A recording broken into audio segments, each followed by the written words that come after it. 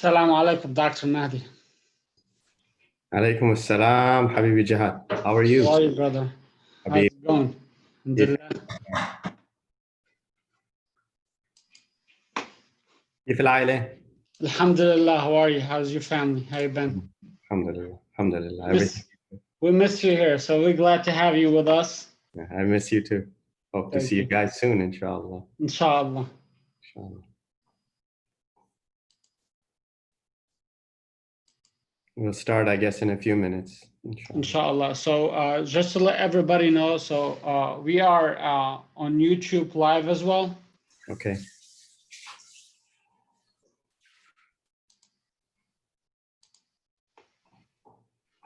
So I will share my screen because I have PowerPoint slides. Wonderful. Thank you.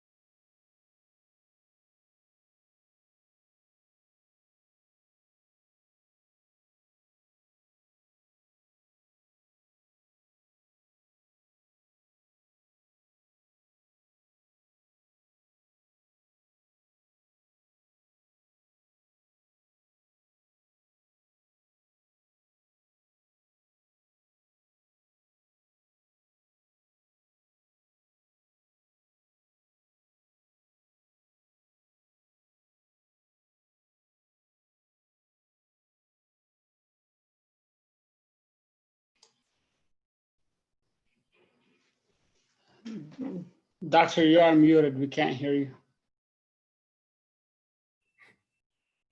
Thank you, Haj. Thank you, my dear.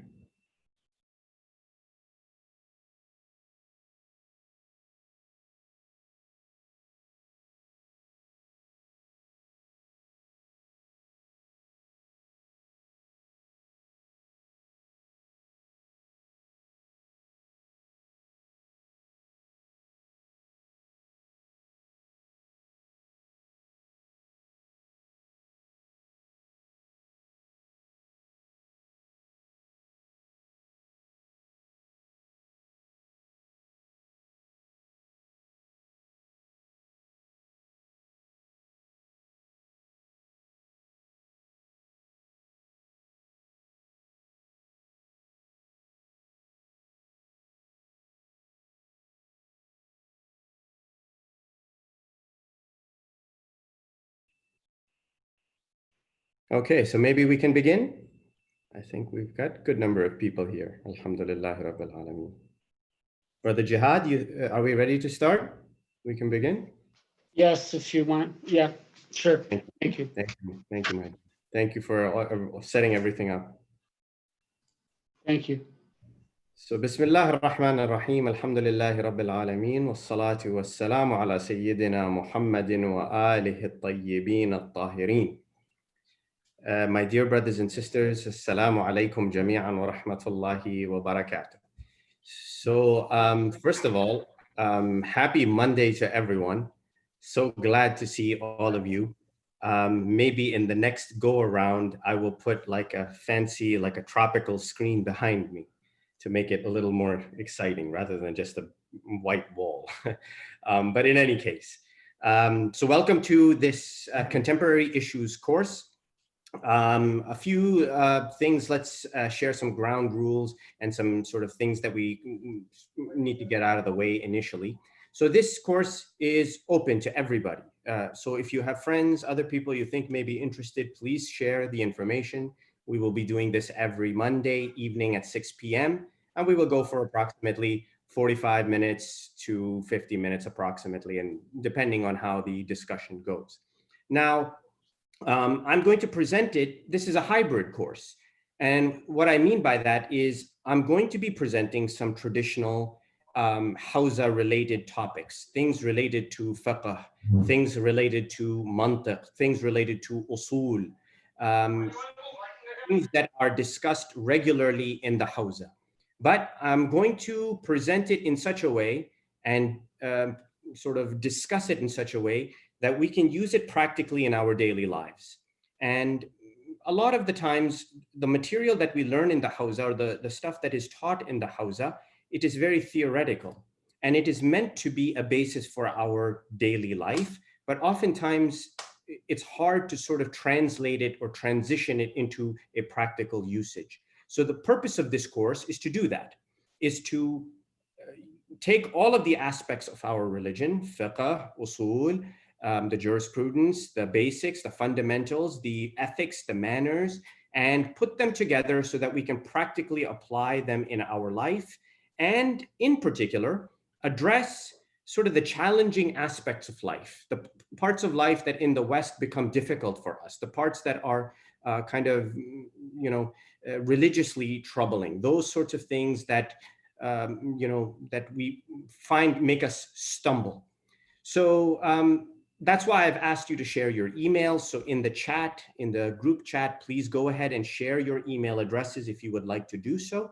I will be sending out my slides one day before, except for this one, I will send it out later on tonight. But for each lecture, I will send my slides the night before so that you have them in front of you. I'll also send other material that we can use for discussion, because again, I would like this course to be less about me lecturing and more about us having a discussion and keeping it positive, keeping it in terms of how we can enrich ourselves as Muslims.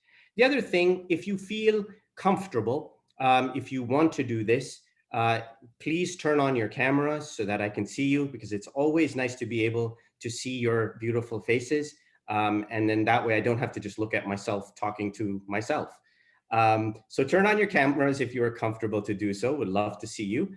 And the only thing is keep your microphones on mute so that there's no feedback or any sort of noise. And when you want to speak, when you want to share, go ahead and turn your microphone on and please share. Because again, I would like this to be a discussion. I would like this to be interactive, in which we get together and we talk about the major issues that we all face, all right? So please share your emails in the chat room, in the chat window. And inshallah, I will make a class list and we will have discussions, and we will try to make this as interactive as possible. All right, so let's begin. So I'm going to go ahead and share my screen. And oh, Brother Jihad, I think you have to allow me, give me permission to share the screen, if you would. Brother Jihad? Here you go. You're a host right now. Thank you. Thank you. Perfect. Okay, does everyone see that? Yes. Yes. Perfect. All right, so I'm going to go ahead and I'm going to start. All right. Okay, so if at any point anyone has questions, you want to make a point, you want to share some comments, please do so. And we will sort of continue on the discussion in that manner. And continue with your chats as well, if you would like. And I'll be honest, I've taught online classes before at the university level, but this is something altogether new for me. So bear with me a little bit. So the title of this course, as you saw, is Contemporary Issues Facing Muslims. And the whole purpose is to bring in the basics of our faith, sort of the tenets of jurisprudence, the laws, and combine them together so we can enrich ourselves as Muslims. And so that we can practice Islam in a practical manner in a society where, in all honesty, we're not surrounded by Muslims. So the whole goal is to become more robust in our Islam. So this is the tentative schedule. We're going to have approximately 6 sessions going all the way to July 13th. We're going to cover today, and today's lecture will be a little simpler since it's the first lecture, since it's the first sort of session. We'll go through some concepts quickly, and then we'll get into some deeper concepts, some concepts involving fiqh, some concepts involving examination of Islamic laws, how they apply to daily life, and we'll build on that as the time goes. So we'll move on from identity development today to barriers of Islamic personal development. We'll, on the 22nd, look at sort of the basis of Islamic rules, Islamic laws, and how we can fulfill our obligation to Allah subhanahu wa ta'ala, particularly in a secular society. On the 29th, we will look at rules of social interactions, which is very important. And then we will move on to sort of more combined topics where we're going to be looking at the intersection of reasoning, obedience, logic, and philosophy. And again, it will be from a very sort of a practical perspective, inshallah. Okay, so if I can get this to move forward. There we go. All right, so I'm going to dazzle you guys with my graphics. Yeah, you're going to be dazzled by this, and that's why I said this is a hybrid course. This is not truly Hausa style where you sit with your teacher with a book. And if you were expecting that, then I apologize that you will be sorely disappointed. This will be really quite westernized and sort of modern day use of technology. So every human being, their basis is some set of genes, all right? So you've got DNA, those genes code for what you are. And as a scientist, it speaks to who we are down to the most basic level. However, there are many aspects of who we are on a daily basis, on a yearly basis, that are impacted by the things in our life, all right? So can anyone give me a suggestion or some example of something that impacts us on a daily basis? Let's see if I can get you guys to talk from the first moment. The food we eat. I'm sorry, say that again. Food we eat. The food we eat, very good. Okay. Anything else? The Definitely kind of the food. Interaction with people. Interaction with people, good. and the kind of rest you've gotten the night before when you woke up. Okay, good. So 2 hours of sleep definitely does not cut it. Good. What else? Coronavirus. Say that again, please. Coronavirus. Coronavirus, yeah, that's somewhat circumstantial. What about like the professional football team you support? Definitely the neighborhood you live in, the types of information you consume. Work. How about work? TV, Good. news. TV, media, all of these things, right? So I've left these arrows open, but any number of these things are going to shape who you are, and they're going to shape how you think about things. Now, why is that important from an Islamic perspective? All right. So from an Islamic perspective, there are going to be 2 aspects that are going to shape us. One is the concept of belief. What do we believe in? And the other is our concept of value. What value do we give to things? So when it comes to belief, When you say you believe in something, you are believing essentially in something that is true versus something that is untrue, something that is based in reality and something that clearly is unreal. It is outside the realm of what we consider to be real. The second thing is our values. Values more determine how we live our lives, how we, not only how we live our lives, but let me go back, I jumped forward, but how we decide what course to take in our life. Why? Because values determine what is right, what is wrong. And I think our country today is facing this challenge. It is going through and really taking a hard look at itself. And we as citizens of this country are looking at ourselves very sort of with real sort of vision and acuity to determine what side are we on, and are our values proper? Are they what Allah would want us to be? And so everything, the food you eat, how you exercise, what work you do, the company you keep, everything you do, smallest to the largest, has an effect on your beliefs, and it has an effect on what you consider to be right and wrong. And the minute you can assess that in a proper way, the minute you can determine that and characterize it, then you become all the more smart, all the more wise in charting out your course in life. All right. So the Holy Quran. Now today we're just going to talk about the concept of being Muslim. We all say we are Muslim, right? So the Holy Quran has this beautiful ayah that you all have heard, I'm sure, that says, قالت الأعراب آمنا قل لم تؤمنوا ولكن قولوا أسلمنا ولما يدخل الإيمان في قلوبكم. The verse says that, O Prophet, go and tell the people who came and professed. There were some tribes that came to Prophet Muhammad and they said, O Prophet, we believe, we are your believers, we believe.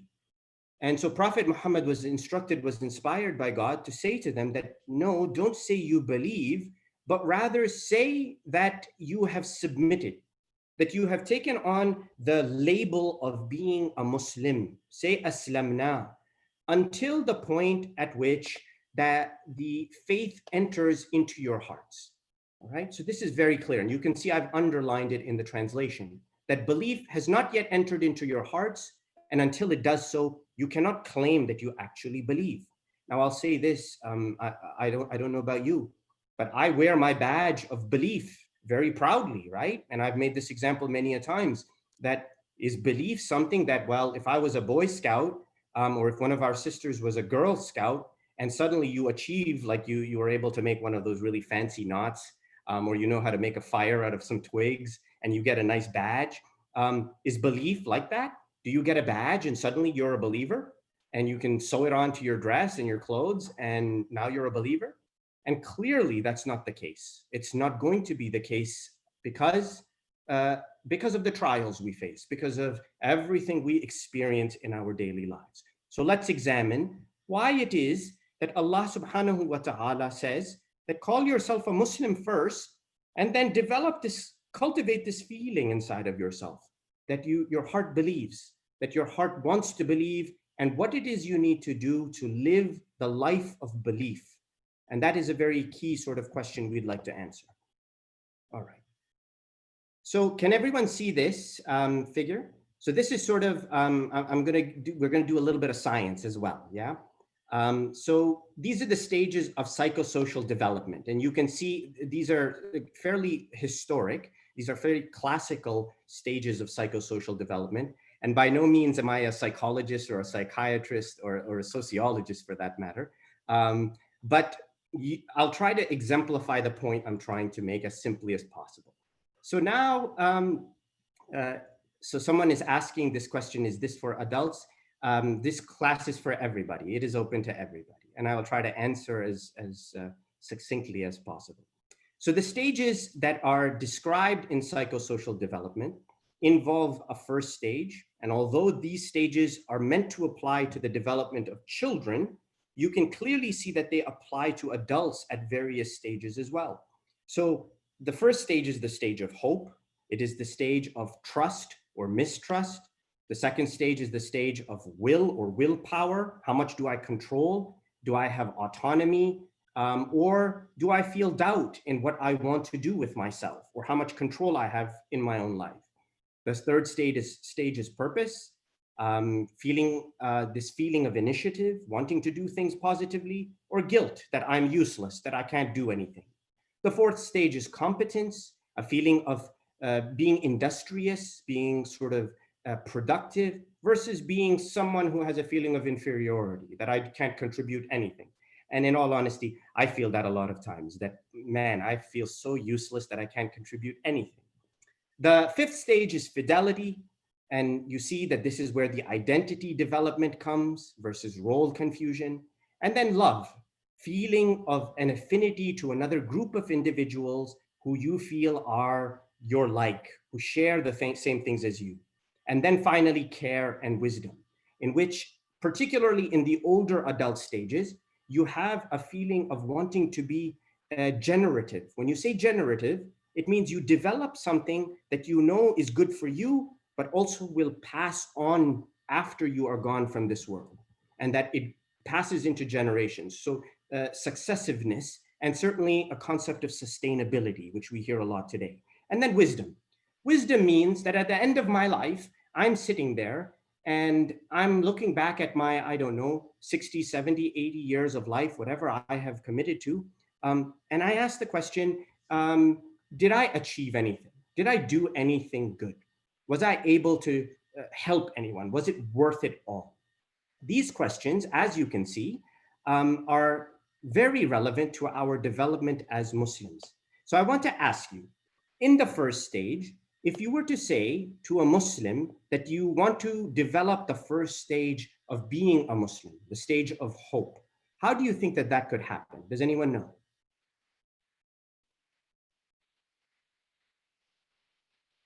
It's not so complex, all right? How do we know what makes us Muslim and what doesn't make us Muslim? That's the first question. That what I'm doing, is it authentic? Is it based on what it truly means to be a Muslim? Today, we see so many people who present themselves as Muslims, but clearly they don't have the qualities of being a Muslim. They don't have the ethics or the characteristics of being a Muslim. What about the second one? If we were to say autonomy versus doubt or shame, today, we find that a lot of people don't want to be Muslim.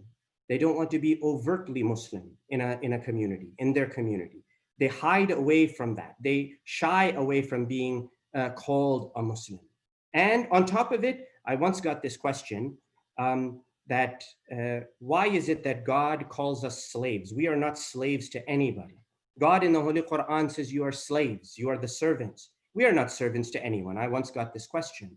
And indeed, we are not servants to anyone. We are servants only to God. We are not slaves to anyone. We are only slaves to God. And that is a great feeling of freedom and a feeling of liberation for an individual. So you can see, and what I would like for you to do, and already you're going to be like, this is not for me. He's already assigning homework, and it's not even like the first half an hour of this class. And what I would like for you to do is consider and think how these stages that are in front of you, these 8 stages that are in front of you, how is it they involve your development as a Muslim? And that is very key, particularly when you get to the later stages, that when you are lying on your deathbed, you should have this feeling, like Imam Ali Zainul Abidin alayhi salatu wassalam said, you should already know where you're going at that point, whether you are going to go to Jannah or God forbid you end up somewhere else. A believer knows where they are going. They already know that they have devoted themselves to God and that they are heading in the path of salvation. And so that is very, very critical to our development. So consider through some of these stages and think about them and develop yourself as you're sort of thinking about your character as a Muslim. Okay, so now there are different levels to being a quote unquote Muslim, all right? And the first level is what we call in the basics of Islamic sciences as the Zahiri. All right, it is the nature that is considered to be Zahiri. It means that if someone were to come and ask me, what is my religion? I will say, I am a follower of the religion of Islam. or I would say I am a Muslim. This is the zahiri or overt answer that I have to give. It's the label that is fixed onto me. The second level is the sort of the application of certain criteria to my life, all right? So in a sense, if I am a Muslim and I want to get married, I meet a young woman. This is all theoretical because I'm already married. And so theoretically, as an example, if there is a young boy who wants to get married and he finds a young woman he would like to marry and she is a Muslim, it is permissible for these two Muslim individuals to marry each other. This is a criteria that is applied to them. Same goes for inheritance, that if you have a Muslim father with a Muslim son or a Muslim daughter, he can give his inheritance to those Muslims. So these are the certain criteria that are applied. And now this becomes an application that is called qanuni. Qanuni, it just means that there is a law or a criteria or certain limitations that apply to the label of being called a Muslim. The third level is engendering certain qualities inside yourself, certain necessary qualities. So now this is where we start to talk about personal development. And this is where now no longer is it about what I appear to everyone in front, meaning I have a beard, or that I wear a skull cap like a Muslim would do, or I wear the clothes of a Muslim in appearance only. But now inwardly, my characteristics are developing from a place of self-refinement. And that's why this stage, this level is called al-batini, or the inward aspect of being a Muslim. Finally, the last stage, and by no means are these stages concrete or necessarily sort of the way that it is always explained. It's just my way of suggesting it to you.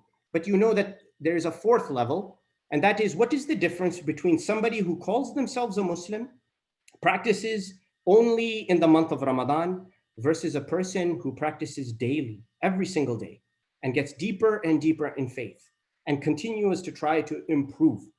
This is a person who in reality wants to be a Muslim. In reality, they want to adopt the qualities of being a Muslim. And that's why it is called the waqi'i stage. Waqi'i is something that is based in reality, based in truth, in actual facts. And so you see that the highest stage of being a Muslim is one in which one has consciously decided to adopt the qualities of Islam and becoming a Muslim. Now, move forward. I'm gonna, again, dazzle you guys with some graphs.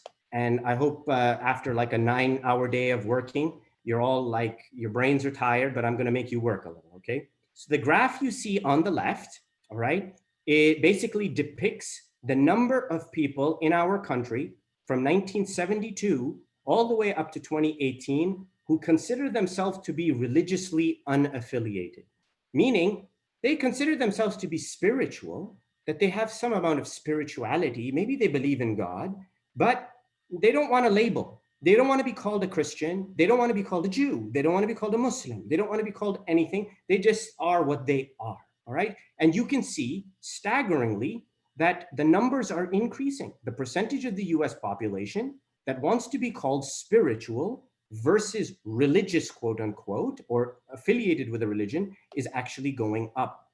On the other hand, if you see on towards your right side, the figure on your right, or the figures on your right, which were released by the Pew Research Center, you can see that a majority of the people still have feelings of spirituality, spiritual peace, spiritual well-being, a wonder of the world that is around them, all right? And so you can see that from 2007 to 2014, that the percentage of people who feel wonder, who feel spiritual upliftment has increased by 7%.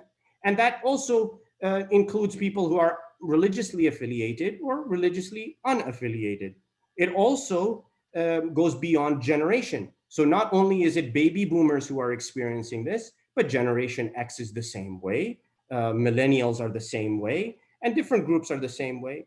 And they translate this to a wonder of the world in which we live.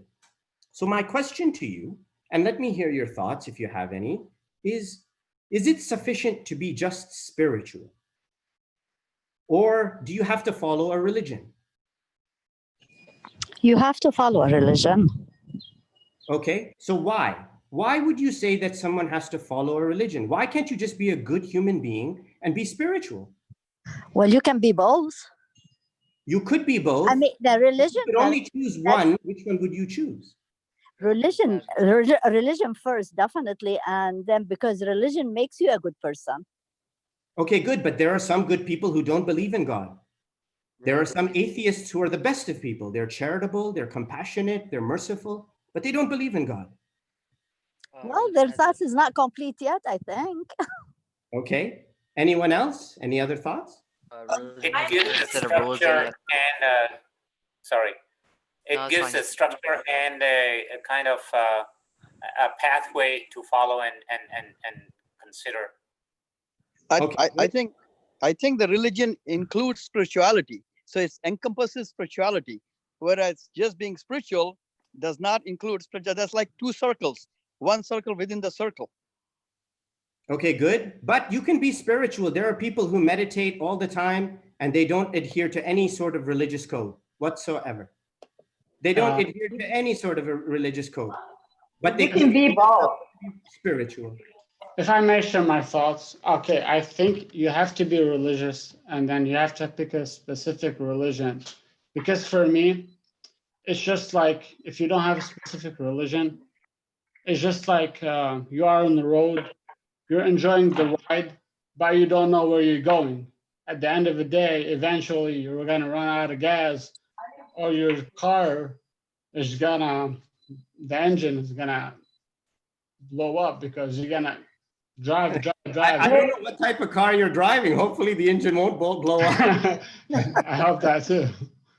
Let's just say it runs out of gas. Okay, good. No, you have to have a هدف.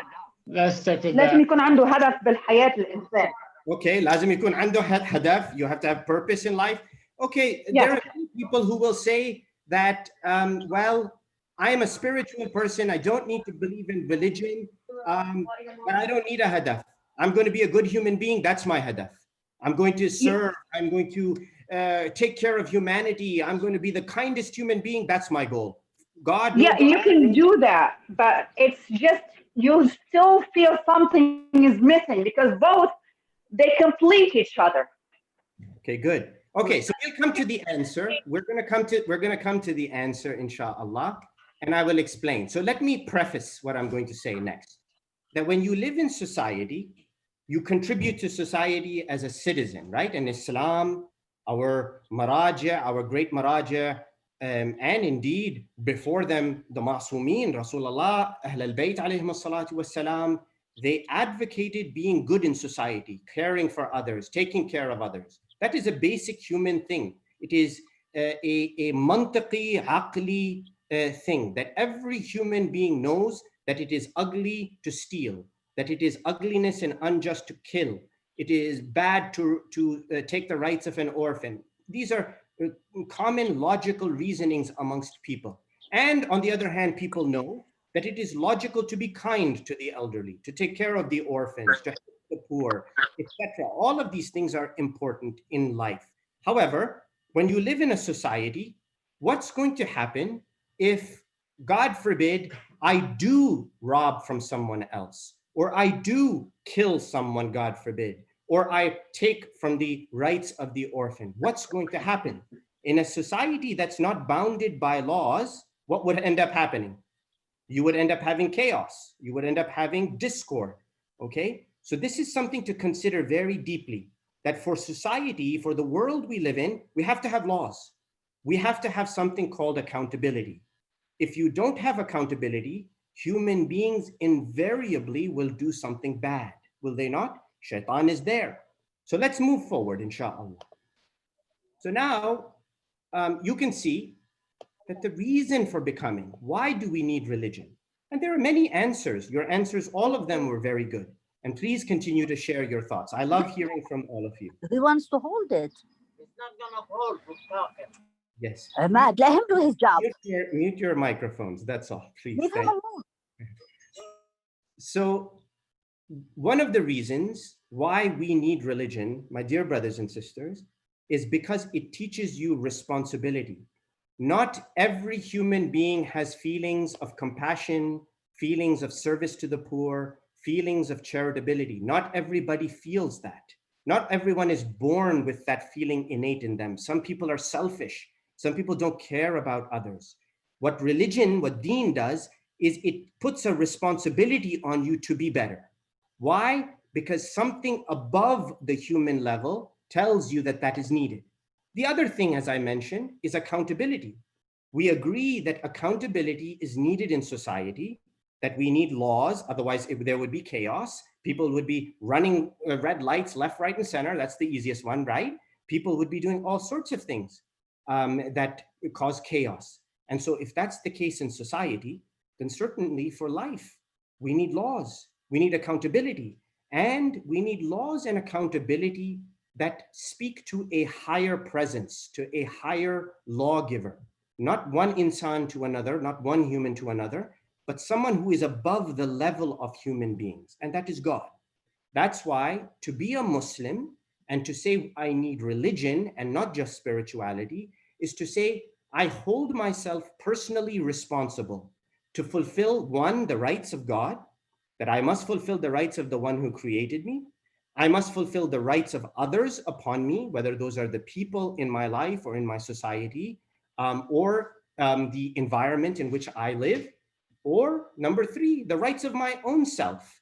That I have a plate of, I don't know what you guys like, but I like French fries with some cheese melted on top of it, like really greasy fries with cheese melted and maybe some Cajun seasoning. And I've got a big plate of that, and it's halal for me to eat. It's totally halal. It's made with vegetable oil and it's good. It's tahir, it's clean. I want to eat it, but is it good for me to eat it?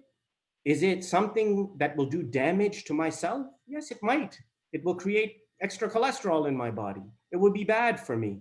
And so I have to fulfill the rights of my own self as well. And as a Muslim and as a follower of our religion, we know that following and fulfilling these rights is what brings life, not only for yourself, but everyone who is with you, into an order, into a system. And that system is created by God. Now, the beautiful thing is that religion also teaches you that there should be accountability. This is very important. My dear brothers and sisters, why do we excel and try to do good? Because we believe that we are accountable. Because we believe that at the end, someone is going to judge us. Honestly, is there a difference if you have someone driving down the road and runs through a red light that has a camera versus running through a red light that doesn't have a camera? Just ask yourself that one question. The camera makes you think twice, doesn't it? It makes you conscious. It makes you very conscious about what you're doing and how fast you're driving and how much your foot is on the pedal. It makes you think. So imagine a world in which there is no sort of accountability to God or accountability in your actions. You would have no consciousness. You would do things without thinking about them, without considering their ramifications. And that's why religion teaches you not only responsibility on yourself, but also in terms of that responsibility, accountability. And that the standard for that accountability is universal. It is administered by God, not by another human being who can shape it based on their own whims and their culture and their background and their biases, etc. All right. Even the jurisprudential rules, our fiqh rules, and we will go through it next, are shaped in this manner. And I'm going to give you an example next. Okay, so let's see. This is the process. The process is a cyclical process, and I will share my slides with you after the lecture is finished, inshallah. The process is cyclical. And the cyclical process begins with acknowledgement. You have acknowledged that you are a Muslim. By name, you are a Muslim. You have acknowledged it. Now what? Is that it? You're finished? Just like I go to school, I acknowledge that I'm a graduate student. I acknowledge that I'm a medical student, but I'm not going to work hard. I'm not going to work hard as a medical student. Will I get a medical degree? I will not. If I go to school as a student, I say, no, well, I'm a student at Harvard University, and I'm very, well, I didn't go to Harvard, so I can't say Harvard University. Let's pick University of North Carolina. Since I live here in North Carolina, I'm a student at University of North Carolina. I come and I'm very proud that I'm a Tar Heel. I acknowledge it. I wear the light blue shirt. I've got the sign, everything, but I don't go to class. I don't do any work. How long will I remain a tar heel? I guarantee after one semester, I'll flunk out. I'll be gone. They'll toss me out and they'll say, you're no longer a tar heel. Do you not think that that applies to us as Muslims? And yet Allah is Rahman ar-Rahim. So the first step is acknowledgement, is to say, yes, I acknowledge that I'm a Muslim. The next thing is to say, how do I identify being a Muslim? What does that mean to me? Not just by the label, but in terms of my actions, my predilections, what I like, what I don't like, what I believe in, what I champion in terms of causes, etc. The next thing is, how do I implement it in my daily life? I eat halal, I don't eat haram. I stay away from those things that are damaging to my nafs, those things that are considered to be lewd and not appropriate to look at or listen to. I keep the company of good people and not people of ill repute, etc. The next thing is an assessment. These last two parts, assessment and reform, are the hard ones. Why? Because these parts, the first three, acknowledge, identify, and implement, are habitual. They can become habitual. How many of us today, when you hear the adhan, or you don't even hear the adhan, you know the time for Salat al-Dhuhr is 1:20 p.m., you see the clock turn 1:20, you go automatically like a robot to the bathroom, you do your wudu, you don't even know how you did it, you stand on the musalla, do 4 rak'at of Salat al-Dhuhr, 4 rak'at of Salat al-Asr, you finished and you're back on your computer working, or you've gone back to doing whatever it is you're doing. It is like habit such that you've not even thought about it. You've been doing it for years. These first three steps are habitual. They can become habitual without any conscious thinking. So acknowledgement, identify, and implementation. The point that needs to be sort of focused on is the assessment. That at what point during the day did I sit down and think, the 4 rak'at of Salat al-Dhuhr that I did, what meaning did they have to me today? The 4 rak'at of Salat al-Asr I did today, did they make me a better person? Did they make me care about my family and the poor and the destitute? The Quran that I opened and read today, what did it do for me? That assessment process, brothers and sisters, is crucial. And that assessment process, let's say I determined that today, eating that plate of curly fries with the melted cheddar cheese and Cajun seasoning, and I don't know, you put like ranch dressing on it, or like cocktail sauce, and whatever it is you like, you throw it on that French fry. I acknowledge, I have done an assessment that this is going to be bad for me. It's going to hurt my heart. It's going to create blood pressure. But tomorrow I go and eat it again. And the next day I go and eat it again. And the next day I go eat it again. What's going to happen to me? There'll be no benefit of that assessment. There'll be no benefit of me realizing it's bad for me. Why? Because I didn't reform myself. And that's why we have to reform. And when you reform, you come back to a reset sort of stage. You turn your thermostat a little higher now. You become a little higher and a little better. So we ask this question, that when we're going through this process, what are the daruriyat ad-din, or the essential aspects of our religion that we cannot compromise, that we're going to adhere and we're going to stay with all the time? In addition to that, we want to ask ourselves that in this process, in the process of going through this circle or following this circle, what is it that's happening? Am I being blocked? Number one, am I not progressing along the circle because I'm being blocked somehow? There's a barrier that's stopping me from going to the next step. Am I slowing down? Is my progression not quick enough, not frequent enough?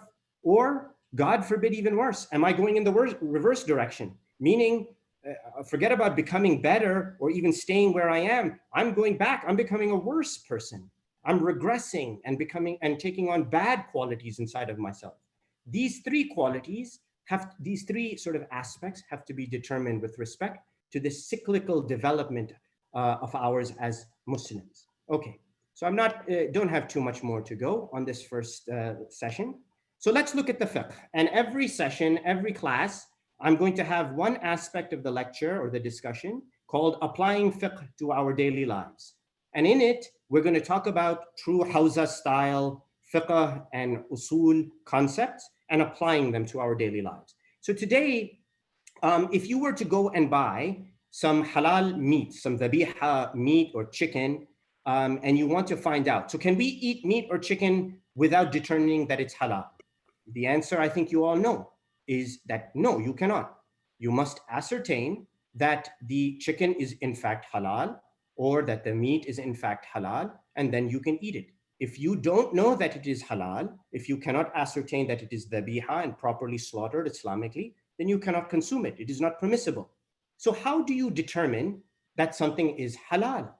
And so when you go to the risala of, let's say, Sayyid Sistani, may Allah prolong his life, or one of the other great maraja, and you see that to determine if something is halal, if the chicken or the beef or the goat is halal, you must look for something called imarat at-tadhkiyah, signs that the animal has been slaughtered the proper way, and that the animal has now appropriate for eating. So assume that the animal is not permissible to eat unless you can establish one of the following four things. Number one, it is known to be halal, meaning you have certainty in your heart that it is halal. Why?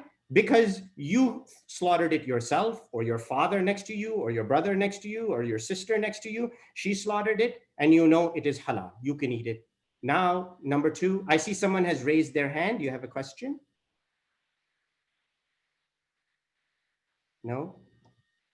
Okay, we will move on. The second way of telling whether the meat is halal and permissible to eat is that if it was procured, if it was bought or you got it from the hands of a Muslim, Yadul Muslim, as it is written in the Risala, which means that this Muslim, you know he is a Muslim, she is a Muslim, they came and they served you the meat. You know they are serving you halal meat, you can take it. Now look, the term that is used in the fiqhi sense, in the jurisprudential sense, is Muslim. They say Muslim in this case, the hands of a Muslim. They don't distinguish anything else, the ulama, the fuqaha. The third thing is if you go to a market that is predominantly Muslim, so Suq al-Muslimin, you go to a market that is predominantly Muslim and you procure the meat from there, you know that it is Muslim. Again, it is Suq al-Muslimin, the market of the Muslims. This label has been applied. Number four, it is procured from Bilad al-Muslimin, the land of the Muslimin, a country or a place, a region where the majority of the people are Muslim. You can go and buy the meat without having to worry or ask or ascertain, because you know the majority of the people are Muslim. The term Muslim, why am I mentioning this? Because in the fiqh, the word Muslim is used. The word Muslim is emphasized. Now, does this apply for everything? And why am I pointing this out? Because I want to make a distinction between the label that is Muslim and the label that is mu'min. We said in the verse of the Quran that Rasulullah said to the tribe that don't call yourself mu'min, say you are Muslim until faith comes into your hearts. Now there is another mas'ala in the fiqh, in the jurisprudence, that describes, for example, among many, what happens to a person when they die and they leave this world and they have to be buried. So the question comes, who do you have to perform a funeral prayer on? If that question is asked, who requires a Muslim salat al-mayyit, salat ala al-mayyit, prayer, funeral prayer on the dead? The answer to this in the fiqh is that it is required for every Muslim. Again, the term Muslim is used, irrespective of them being adil, just, immoral, martyred, or not. So you see in the Arabic, this is taken straight from the books of fiqh. تجب الصلاة على كل مسلم من غير فرق بين العادل والفاسق والشهيد وغيرهم. Salat al-Mayyit, funeral prayer is required for every Muslim, irrespective of their state or who they are. But however, for us, the followers of Ahl al-Bayt, the Shi'i Ithna Ashari, when it comes to one of our beloved, our Shi'i who pass away and die, and they need to be buried, and prior to that, the funeral prayer needs to be done on them in congregation. What if the question comes up, who can lead the prayer for a Shi'i deceased, a Shi'i Ithna Ashari deceased? And the answer of our Shara', of our fiqh, of our jurisprudence that comes to us from our scholars is that the congregational prayer, funeral prayer for a Shi'i Ithna Ashari it must be done by somebody who is called a believer, a mu'min. And you see in the Arabic, يشترط في صحة الصلاة أن يكون المصلي مؤمنا. The prayer upon a Shia Ithna Ashari must be done, led, the congregational prayer, by someone who is considered to be a mu'min, someone of the faith. Muslim, the word is not used. Now, what does this mean? In this term, this does not mean that someone is a believer or not a believer, or someone is got faith or no faith. It just means that the person performing or leading the congregational funeral prayer must be Shi'i Ithna Ashari themselves. So it is not a reflection that the Ahl Sunnah don't have believers in them, or some other sects of Islam don't have believers, or that they are not believers. No, that's not what it is saying. It is creating a label of who should lead the prayer for a Shi'i Ithna Ashari who has died. And why am I pointing this out to you? Because as identity forms, all of these play a role. Because now no longer are you Muslim, but you have this identity of being Shi'i Ithna Ashari as well. And that has ramifications in your daily life, all right? Okay, so that's one quick, simple example that we will do on this first session, inshallah. I am almost finished. So let's ask this question and we can wrap up, inshallah. So have you guys heard of the 2-minute elevator pitch? Does anyone know what that is? I will explain it to you. Let's say you're standing there in the elevator door opens up, and some random person, stranger, walks in, and they go, oh, how are you? What religion do you follow? I don't know, maybe they'll ask you that. It could happen. And you say, oh, I'm a Muslim. And the stranger looks at you and they say, okay, what does it mean to be a Muslim? What does it mean to be a Muslim? And now you're in the elevator. You've got 2 minutes for that elevator to come down and the door to open and both of you to separate and part ways, and maybe you'll never see this stranger again. How do you explain yourself as a Muslim to this stranger in 2 minutes? And this is what we call the 2-minute elevator pitch. So let me hear your thoughts. Anyone have any thoughts? What would you say? I come up to you and I say, oh, you're a Muslim. Tell me, what does that mean? I submit to Allah. Okay, you submit to Allah. Sister, you still have 1 minute and 49 seconds. You don't have to go 2 minutes. I'm just kidding. You can share more than that. Yeah, I follow the rules of Islam. Good. I follow the rules of our Prophet Muhammad sallallahu alaihi wasallam. We have the 12 Imams.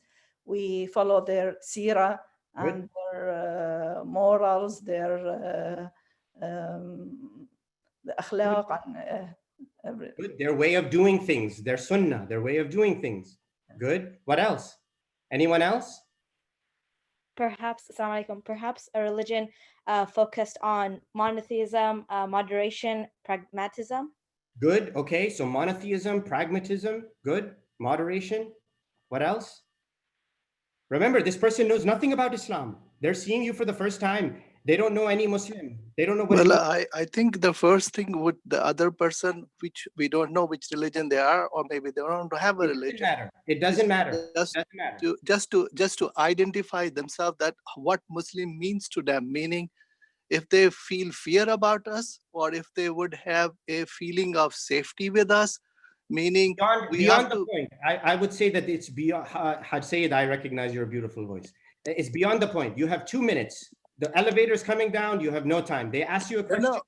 I was just explaining the background before even you begin speaking, because that's what the assumptions would be, that the person, you don't know that person, you don't know their religion, and you wanted to tell something positive about Islam, that the Muslims are people who love peace, and they want to take care of their neighbors, their elders, their family, their environment.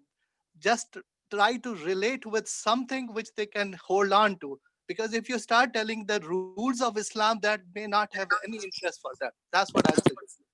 Okay, so if I want to say something that I think is very unique about Islam, and what I would state is, I think it's the only book in the world that is the actual word of God, versus other books are really retelling of the word of God. Okay, very good. I think that's great. I think going back again to Haj Sayyid Hassanain's point, and I recognize his voice because he is a good friend of mine. It is a great point, but should the answer to this question, pardon me, should the answer to this question depend on who is standing in front of you? Or should it be a general answer that can apply to any human being who comes in front of your face, whether they hate you or they like you, they know you, they don't know you, they are ignorant of Islam or they have read some about Islam? Should the answer be a universal answer? And that is the question I think we need to focus on. I think it should be a universal answer. Good, good. I like that. I like that. Okay, so in the interest of time, my dear brothers and sisters, I apologize if I can't get to everyone, but please continue to share your comments. I love hearing from you, and I learn from you as well. Let me give you the answer of Rasulullah sallallahu alayhi wa alihi wa sallam, okay? We can all agree that the answer of our beloved Habib sallallahu alayhi wa alihi wa sallam is the most perfect answer that anyone can give. So now they say one day that a man named As'ad ibn Zurara, he is, and we will finish with this, he is come to Mecca and he is visiting some people, and the people, they say, look, there is this man Muhammad in the community. He is spouting lies. He is diverting people away from our idols. Don't listen to him. He will bewitch you. And so this man As'ad, he says, okay, and he goes about doing some work. They even say he starts to circumambulate the Kaaba. And he says, I saw Muhammad standing there and he was preaching to the people saying something, and I couldn't help myself. And I gravitated towards him and I had to hear him. And when I heard him, my heart opened and I asked him. And I said to him, "O Muhammad, this religion that you are preaching, you are calling people to be Muslims, what does it mean? What does your religion say?" At that moment, Rasulullah quoted this ayah that I have placed in front of you on the screen, okay? When he was asked the question of what does it mean to be a Muslim, the answer of Rasul is in these two verses. You can see. He says, "Qul," Allah tells Prophet Muhammad, "Ta'alaw atlu ma harrama rabbukum alaykum." Let me tell you what God has prohibited. Now look how he's answering the question. "Alla tushriku bihi shay'a wa bil walidaini ihsana." Don't ever associate anything with God. Tawheed from the beginning. Tawheed is from the beginning. That is the religion of Islam. And doing good to your parents. Start with that. That is a great thing. وَلَا تَقْتُلُوا أَوْلَادَكُم مِّنْ إِمْلَاقٍ نَحْنُ نَرْزُقُكُمْ وَإِيَّاهُمْ. Don't kill your children out of fear because you don't have food to feed them. Allah says, I am the sustainer. I will give you. وَلَا تَقْرَبُوا الْفَوَاحِشَ مَا ظَهَرَ مِنْهَا وَمَا بَطَنَ. Don't engage in lewd acts, in dirty acts, those that are in front of the eyes of people, or even those that you do secretly in the privacy of your own homes. وَلَا تَقْتُلُوا النَّفْسَ الَّتِي حَرَّمَ اللَّهُ. Don't kill an innocent soul that Allah has prohibited. إِلَّا بِالْحَقِّ ذَلِكُمْ وَصَّاكُمْ بِهِ لَعَلَّكُمْ تَعْقِلُونَ. This is God's ordained measure upon you, so you take notice and you heed. وَلَا تَقْرَبُوا مَالَ الْيَتِيمِ. Don't usurp the money of the orphans. إِلَّا بِالَّتِي هِيَ أَحْسَنُ. Except that which is beneficial to them personally. حَتَّى يَبْلُغَ أَشُدَّهُ.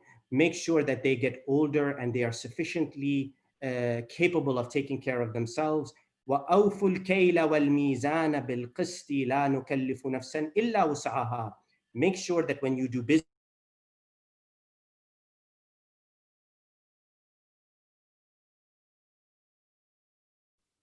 Maulana, we lost your voice.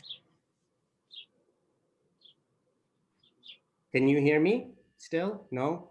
Now we can. You can hear. Okay, good. Alhamdulillah. So I am almost finished. Oh, my internet is unstable. I'm finished.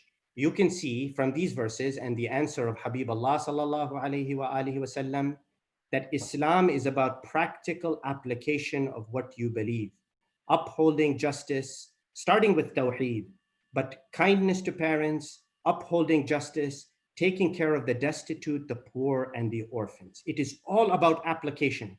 Remember that circle, my dear brothers and sisters. It is not just about my identity and what label I give myself, but it is how I apply it to my life.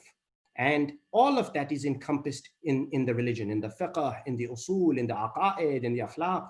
Everything is mixed up together, and all of it is what determines what type of a Muslim you are.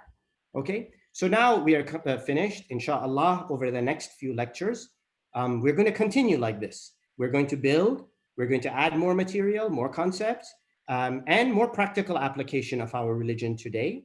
We will look at some fiqh jurisprudential concepts that will help us in our daily lives, things like itma'nan, things like ihtiyat or precaution, things like shak or doubt, and things like what does it mean if you're ignorant about something, about a religious rule, and the differences between jahil al-mawdu' wa jahil al-hukm. What is the difference between these two things? And we will see how we can apply these to solving our problems. Whether that is a social problem, a family problem, should I eat, should I not eat, is this halal, is this not halal, inshallah. Okay. أقول قولي هذا وأستغفر الله لي ولكم وآخر دعوانا أن الحمد لله رب العالمين. I thank you all for your attention and for joining. Please share your emails in the chat. I will take them down and I will share my slides. And weekly I will share material with you so we can continue. What was the surah? Inshallah.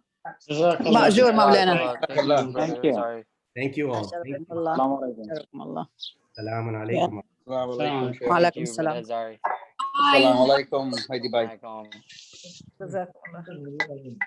Hajj Mehdi, one request, Shaykh, that the way you started out the lecture, mashallah, I think the way you are, not just lecturing, but mashallah, you are giving us the reason why must we know and what is it for us to revisit and reform, and also the practical implications of the fiqh along with the concurrent issues. MashaAllah, Jazakallah khair. I think this is one of the best effective format. Jazakallah khairan for that.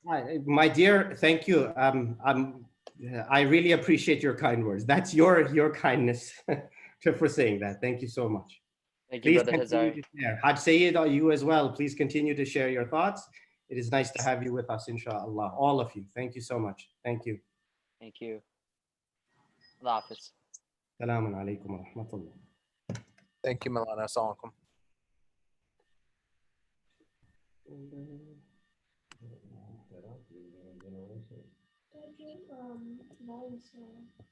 Yeah, I know. I'll shut it off right now.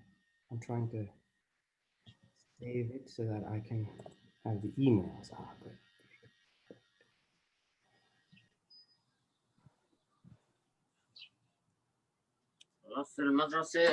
Yes, sir. So you'll end it on your end because you are the host, say Maulana, okay? I can't end it. You are the host.